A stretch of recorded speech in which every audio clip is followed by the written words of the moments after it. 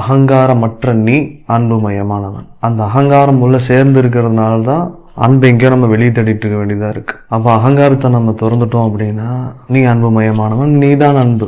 நீ உன்னை நேசிப்பது போல் ஒரு சுயநலமாக இருக்கிறவங்க தனக்கு தேவைப்படுற விஷயத்தையும் சரி, தன் தேகத்து மேல அப்படி ஒரு பற்று இருக்கும் அவங்களுக்கு. அதே மாதிரி இன்னும் சிலர் தன் குடும்பத்து மேல மட்டும் ரொம்ப தீவிரமான அன்பு வச்சிருப்பாங்க. தன் இனம் அப்படிங்கிற பேர்ல அங்க மட்டும் அதீதமான ஒரு பற்று வெளிப்படும். அது கொஞ்சம் ஆழமா பார்த்து அதோட வேருக்கு போய் அந்த அன்பு எப்படி தன் இனம், தன் தேகம், தன் சுயநலம்னு அது உள்ள ஆழத்திலிருந்து தனக்குன்னு வரும்போது அந்த அடி ஆழத்திலிருந்து வெளிப்படுதோ, அந்த மாதிரி அந்த அடி ஆழம், அந்த அடிநாதத்துல இருந்து சகல ஜீவராசிகளுக்கும் அது பகிரப்படும் பொழுதுதான் அது பேர் அன்பு. தனக்கோ தன் சுற்றத்திற்கோ தனக்கு சேர்ந்தவர்களுக்கோ அது கொடுக்கப்படும் பொழுது அது சுயநலம் தான். அங்கிருந்து வெளிப்படுவது அன்பு இல்லை, அசுரத்தனம் தான். தனக்குன்னு வந்துடுச்சு அப்படின்னா தனக்குன்னு மட்டும் வரும்போது அங்க அது பேர் அன்பா இருக்காது. அசையும் அசையா பொருட்களின் மீதும் கூட அது பரவப்படும் பொழுதுதான் உண்மையாவே உனக்குள்ள அன்பு இருக்குங்கிறது உனக்கே தெரிய வரும். அப்ப இங்க நம்ம பண்ண வேண்டியது, நான் என்னை நேசிப்பது, என் குடும்பத்தை நேசிப்பது, நான் என் இனத்தை நேசிப்பது, எந்த ஆழத்திலிருந்து அந்த ஒரு பற்று வெளிப்படுதோ அவங்க மேல, அந்த அடியாளத்தில் இருந்தும் நீ பார்க்கும் ஒவ்வொன்றையும் நேசிக்கும் பொழுது அது அன்பு. அந்த அன்பை அவ்வாறு தான் நாம் வெளிப்படுத்த வேண்டும் அனைத்திடமும். அந்த முழு தாக்கத்தை ஏற்படுத்துவதில்லை அப்படின்னு எது சொல்லுது உள்ள இருந்து.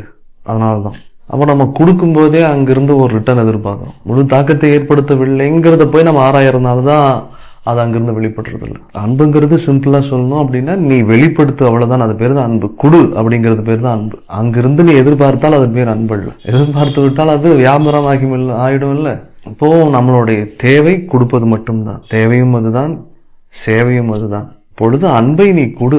அது தாக்கத்தை ஏற்படுத்துகிறதா ஏற்படுத்தவில்லையா என்று நீ ஆராய்ந்தால் உன்னிடம் இருந்து கலப்படமான அன்புதான் வெளிப்பட்டு இருக்கிறது. சுத்தமான அன்பு வெளிப்பட வேண்டும் என்றால் நீ நேசி, அங்கீகாரத்தை எதிர்பார்க்காது. எதிர்பார்ப்பில்லாமல் மற்ற உயிர்களை நேசிக்க ஆரம்பித்து விட்டால் உன்னிடம் இருந்து வெளிப்படுவது மனித அன்பு இல்லை, இறை அன்பு. அப்படி நீ மற்ற ஜீவராசிகள் மீது காட்டப்படும் அந்த இறை அன்பிற்கு அனைத்து உயிர்களும் அடிமையாகியே ஆக வேண்டும் என்பது விதி. காட்டுக்குள்ள போய் உட்கார்ந்துக்கிட்டு தவம் பண்ணிட்டு இருக்கிற யோகிகள், மகான்கள் கிட்ட பொதுவாகவே இறைவனே சதா சர்வகாலம் தியானித்து பண்ணிக்கிட்டு வாழ்ந்துட்டு இருக்கிறோம்.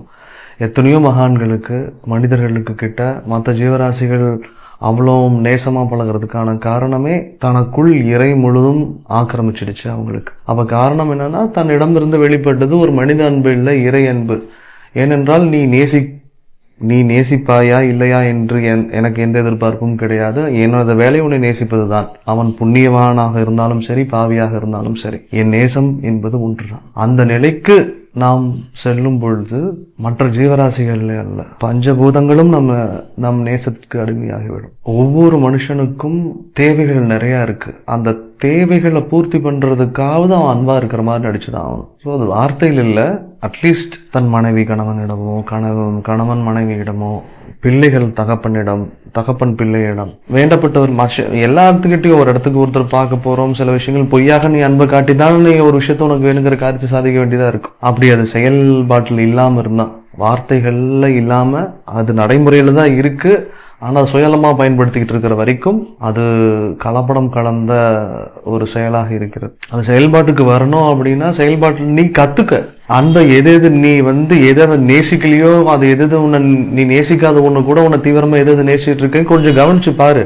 அதை பார்த்து நீ கத்துக்கிட்டோம் அப்படின்னா நம்ம அந்த மாதிரி நம்மளே மாத்திக்கிறதுக்கான வாய்ப்பு இருக்கு. அப்படி என்ன நாம இப்ப இந்த இயற்கை எவ்வளவு மரங்களை வெட்டிட்டு இருக்கான்னு நீங்க பேசிட்டு இருக்கீங்க, இந்த இயற்கை எவ்வளவு முடியுமோ மாசுபடுத்திட்டு இருக்கோன்னு பேசுறீங்க. ஆனா அந்த இயற்கையை ஏதோ ஒரு நாளாவது நம்ம இதுல ஒரு வெறுப்பை உமிழ்ந்திருக்கா? ஒரு நாள் ஆச்சு இல்லாட்டி என்ன ஆகுன்னு யோசிச்சு பார்த்திருக்கீங்களா? தன்னுடைய கடமையை, எதிர்பார்ப்பு இல்லாத அன்பை அது செலுத்தி கொண்டுதான் இருக்கிறது. மழையாகட்டும், காற்றாகட்டும், அந்த எக்ஸ்ட்ரீம் பாயிண்ட் வரைக்கும் தவிக்கிறதுக்கு விடல. இயற்கைக்கு தேவையில்லாத வேலைகள் நம்ம எவ்வளவு செய்தாலும் அந்த இயற்கை நம்ம நேசித்துக் கொண்டுதான் இருக்கிறது. இறைவனுக்கு ஆகாத காரியம் நம்ம எவ்வளவு செய்தாலும் இறைவன் கருணைய வடிவானவன் என்று சொல்வது போல் அவனை நம்மை நேசித்துக் கொண்டேதான் இருக்கிறான். அப்பொழுது அதனிடமிருந்து நம்ம கற்றுக்கொள்ள வேண்டும். இயற்கையிடமிருந்து இறைவனே கதி என்று இறை வழியில் செல்பவர்களிடமிருந்து நாம் அதை கற்றுக்கொள்ள வேண்டும். அன்புக்கு நோக்கம்லாம் ஒண்ணு கிடையாது. இறைவனே கதி இருக்கிறவங்க அவங்க சுபாவமே அன்பு தான். இப்போ அன்பே சிவம்னு நம்ம சொல்றோம். அப்போ அந்த சிவத்தையோ இறையோ கதி என்று இருப்பவர்களும் அன்பும் வேறு வேறு இல்லை. நீங்கள் ஆரம்பத்தில் கேட்ட கேள்வி அன்பு என்றால் என்ன என்று கேட்டீர்கள். அதற்கு நீங்கள் தான் அன்பு நான் என்று கூறினேன். அதே தான் இப்பொழுதும் உங்களுக்கு கூறுகிறேன். அந்த அன்பும் நீங்களும் வேறு வேறு இல்லை.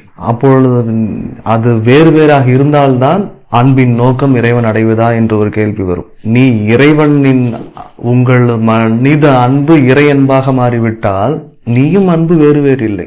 இறைவனை உணர்ந்தவர்கள் அன்பை அதிகமாக வெளிப்படுத்துகிறார்கள் என்று நாம் உணர்வதற்கான காரணம், இறைவன் கருணைய வடிவானவன் அன்புமயமானவன் என்று இருக்கும் பொழுது இறைவனுக்குள் கலந்தவர்கள், இறைவனை உணர்ந்தவர்கள் தாங்கள் எது செய்தாலும் அதன் அன்பின் வெளிப்பாடாகத்தான் இருக்குமே தவிர அவர்கள் அவசியமாக அன்பை எதுவும் வெளிப்படுத்தவில்லை. தாங்கள் செய்யும் மௌனம் கூட, உட்கார்ந்துக்கிட்டு அப்படியே வெறிக்க வானத்தை பார்த்துக்கிட்டு இருப்பாங்க, இல்லை வெட்டத்தை பார்த்துக்கிட்டு இருப்பாங்க. அதிலும் கூட இந்த பூலகத்திற்கும் மனிதர்களுக்கும் அன்பு ஒளிந்திருக்கிறது.